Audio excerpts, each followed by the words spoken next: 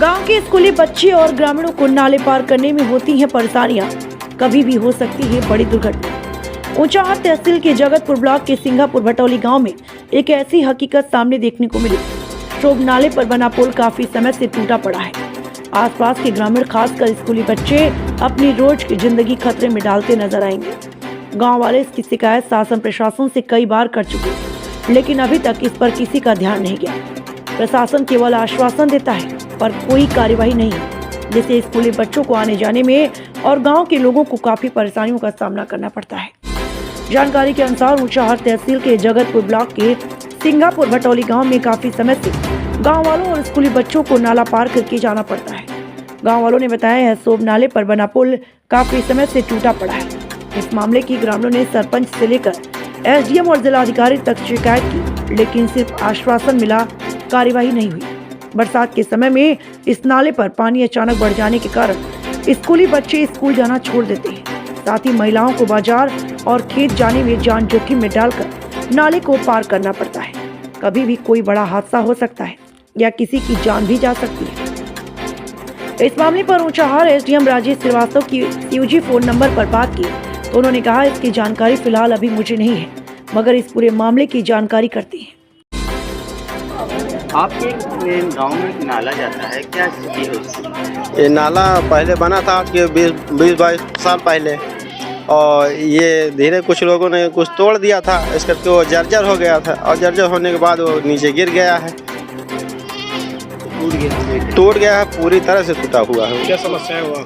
समस्या ये है कि इसमें स्कूली बच्चे और अन्य लोग सब जाते हैं, जूनियर हाई स्कूल के और प्राइमरी स्कूल के बच्चे जाते हैं पढ़ने। और कोई रास्ता नहीं है? कोई रास्ता नहीं उधर जाने के लिए, यही रास्ता, यही पुल बना हुआ था पहले। कितने बच्चे लगभग आते हैं? तकरीबन 2 दर्जन से ऊपर बच्चे हैं गांव के। गांव की आबादी क्या है? गांव की आबादी लगभग 800-850 के लगभग होगी।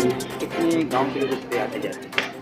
गांव ये तो सारा सबका निकास है। कितने गांव से लोग जाते हैं? सभी जाते हैं, कौन नहीं जाता इधर से? पूरा गाँव जाता है? पूरे गांव जाते हैं, अन्य दूसरे गांव के भी जाते हैं, पूरे ग्राम सभा इधर से निकलती है। कितने गांव के लोग आते हैं? कम से कम 500 एक आवाज।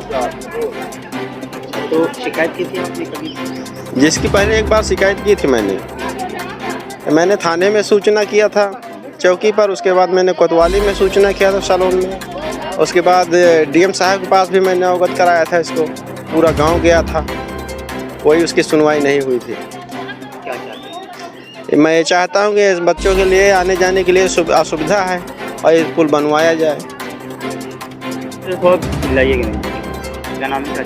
हमारा नाम बद्री विशाल तिवारी है, कहाँ के रहने वाले? यही भटौली का रहने वाला हूँ। गाँव में एक जी स्थिति साहब इसकी बहुत जर्जर है। हमारे गांव के 2 दर्जन से अधिक बच्चे प्राइमरी और जूनियर में पढ़ने जाते हैं, और इसी पुल से आवाजाही इनकी हमेशा रहती थी, लेकिन पुलिया जर्जर होने के कारण ये टूट चुकी है, जिससे बच्चों को बहुत बड़ी परेशानी हो रही है। और हम लोग भी कहीं हाट बाज़ार साग सब्जी नमक तेल के लिए जाते हैं तो वहीं जाना पड़ता है। सीधे रास्ते से हमको 600 मीटर के लगभग में रास्ता तय हो जाता है। अगर घूम के हम जाते हैं तो कम से कम 5 किलोमीटर का रास्ता तय करना पड़ता है। हम लोगों ने डीएम साहब के यहाँ गए थे लगभग 50 लोग, लेकिन वहाँ भी शिकायत करने के बाद कोई सुनवाई नहीं हुई। कितने दिन हो गए? लगभग इसको हो रहे हैं 6 महीने।